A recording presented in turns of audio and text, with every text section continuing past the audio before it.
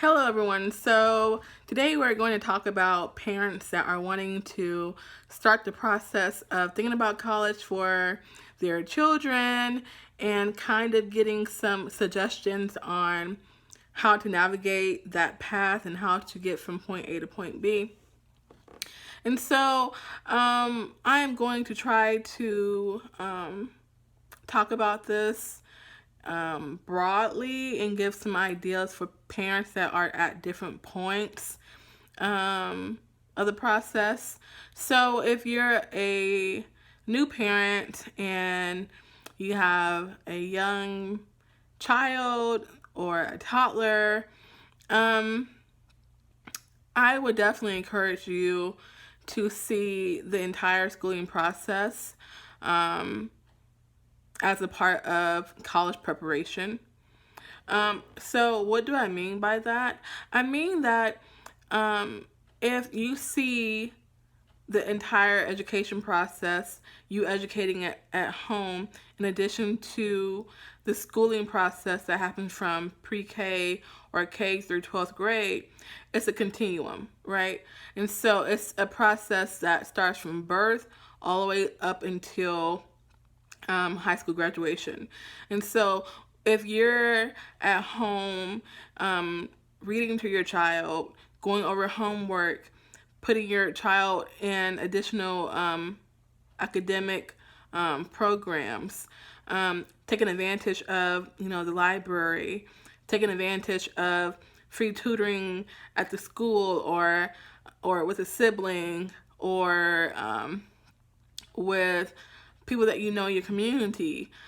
It's really important that if you don't have the resources, that being money or transportation, that you're connecting your child to someone, that being through the school, that being in your community, to take on bridging the gap, right? So use your community, use the resources that you do have as a means to facilitating the process for teaching your child what they need to be learning, right? And so if there's a free educational program through a school, through a community center, through an organization, then I would go that path. I would talk to the school counselor, go through local organizations in your community and see what they're offering for free or for a low price or for a sliding scale. See what kinds of programs are out there for high school students. Maybe there's programs out there that will connect high school students to local colleges, and they'll incentivize you or incentivize your child for participation. Or because nowadays you'll find high schools partnering with external organizations or partnering with colleges, community colleges, universities, and kind of streamlining the children, the student, to higher education, providing them with scholarships and grants to offset the price of college. And so I would look into that if you're the parent or guardian of a high school student. You could look into that. So if you're a parent of an elementary student, then I would definitely be forming that foundation with the student, right? Making sure that you're reading to them, making sure that you're allowing them to be creative and to ask questions, allowing them to be creative, to express interest in different subjects and things. And when you're at home, right, you can ask them questions about school, or ask them, about how I cook an egg in the morning, right? And talk to them about that. Why does an egg become soft after you boil it? or why does, you know, or why does this liquid water that comes from the faucet become hard after you freeze it in the freezer? Kind of talk about that with them, because that makes them start to connect things together and begin to ask questions and see, oh wow, I did not know about that. Or and so, as you're teaching them, you're also learning, and they're also asking you questions, and it kind of forces you to think as well. And so you're having this you're having this constant exchange of information flowing from one person to the next. Or when you're driving, have your child read the billboards, or have them read headlines from the newspaper, or from what they see on Apple News, or what they see in the checkout aisles at the store. And that is what I would have them doing. So at a very young age, you're engaging them with the outside world. You're engaging them with what is happening in front of them. You're creating this sense of exploration with them. That's very important when it comes to creating that foundation for a kid. You want them to see how the world has a lot to offer them, and how they should be very active in their education, right? They should not be passive. They should not just simply sit there and accept what is being given to them, but they should be questioning things. They should be learning about things. They should be able to connect dots with things. And that's really important, is them connecting the dots, them asking critical questions, them analyzing, or them combining and synthesizing information is really important. And you really want to start that at a young age. And I really do find that to be very important. You do not want to limit your child's ability to learn new things. You don't want them to be limited in their development. And so if you know someone in your family that may have information that you don't have, let them teach your child, right? Allow, maybe schedule a time that they can take your child and teach them things, right? If you know someone that is in a profession that your kid is interested in, allow them to show your child what it is that they're doing. So allow them that exposure, because you want to make the most out of what you have, right? And that even comes down to the extent to what your child is learning and how they're developing. Have conversations with your kids. Have them talk to you, so that they're acquiring language skills. They're learning oral skills through communication. And so when you're reading to them, when you're talking to them, they're able to connect the dots when it comes down to how a sentence is structured, or how language is formed, or what words is mom using, what words are dad using, or grandma, or grandpa, or uncle, whomever it is. They're learning how to use language and manipulate it. And that's why reading to them, talking to them, having conversations with them is so important. Very, very important, because they're learning how to manipulate language, right?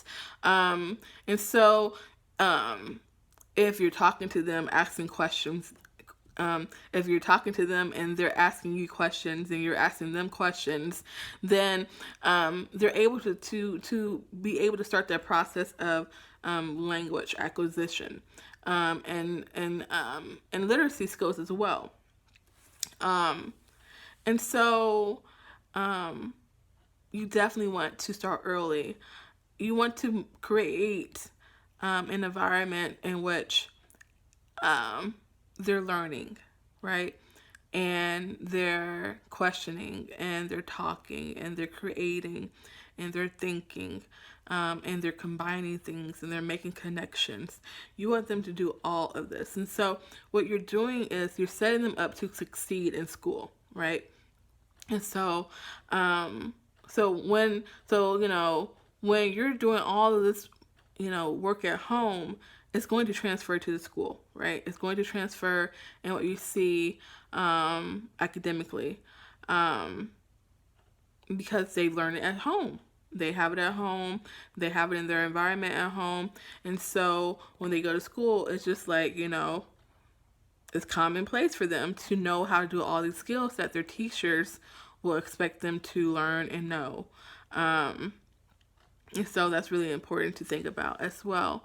And so I would say that, for elementary school, really creating a foundation for them, and learning foundational things when it comes to language, when it comes down to motor skills, when it comes down to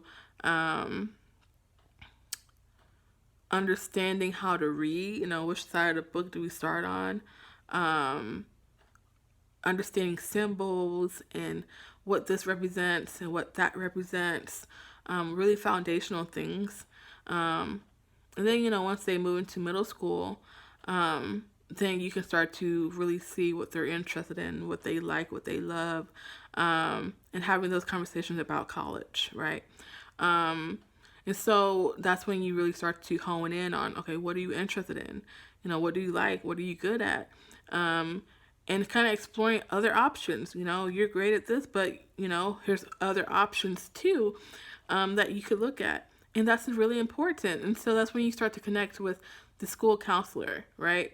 And you're talking to them about, well, my child is interested in this or interested in that, or even going to a local community college or university in your area and saying, I'm a parent of a middle schooler or I'm a parent of a high schooler, and this is what they're interested in. Can you give me information on what they'll need to be successful once they get to college? So reach out to organizations, reach out to colleges, reach out to universities, when they're young, because, they're there, they're in your area. Email the department chair, email the admissions officer, ask questions, go and meet with someone. And you can do that when they're in middle school, right? Because you want to have the knowledge to prepare them, right? So you don't want to wait until they're a senior in high school and now you're asking questions. It's too late. It's too late at that point. Preparation comes early, right? So when the opportunity does come, they're ready. They've done the preparing, and when the opportunity comes, they're ready for it, right? So no preparation is needed when you've already been preparing. And so that's why it's really important to think early on. And so when they do reach high school, then they kind of have a good foundation on the process of getting to college and getting through college, right? Because they know, well, my guardians, my parents, grandpa, grandma, uncle, whomever has been kind of setting me up to getting to this point. I know what I want to do. I've been talking to people. I've met people. I've done some networking. I've sat in on maybe a college class. I've met a few professors, or my sister is in this and she's taught me that, or she's shown me that. So you want to create a network of people for your child early on, or my child has volunteered for this, or they've been doing this extracurricular activity with this organization, or whatever. You want to know that, by high school, your kid has a really good solid foundation on what they want to do, right? And once they're in high school, kind of, you want to revisit again what they're wanting to do, so that when it comes down for junior year, senior year, okay, they already know what they want for themselves. They know what they want, they know where they're going to go, and you've already kind of set that up for them. So those are the things that I would be doing as a parent with a child, that being early on, that being middle school and high school. You really want to start early on because you want to set them up with a good foundation academically. You want them to have a network around them that will support them academically, socially, and mentally as well, right? And so you want to create that system very early so that they know later on what they want. They're not second guessing. their academics are on par. They've gotten the support to keep their academics up. They are in extracurricular activities. You have a way to create that for them, even if you are working, even if you are a single parent or etc. Right? You created networks with people in your community, in your neighborhood, at the school. So that, if you don't have the money, if you are strapped for money, or if you don't have the transportation, or whatever your situation is, you kind of created that network for your child. And, it's not going to be easy, but, what I believe is if you really want this, you'll find a way. And so those are things that I would say for you. It's trying to connect with other people. And don't be afraid to ask for help. Because if you need it, then ask for it. Because that's the only way that you'll get what you want. You can't get what you want if you don't ask for it, right? People don't know if you don't speak up. People don't know if you don't ask. You have to ask, and it's okay to ask. Sometimes you have to ask. So those would be some tips and suggestions that I would have. If you have any other questions, please contact me, and I'll be more than happy to help you. Okay, y'all, until next time.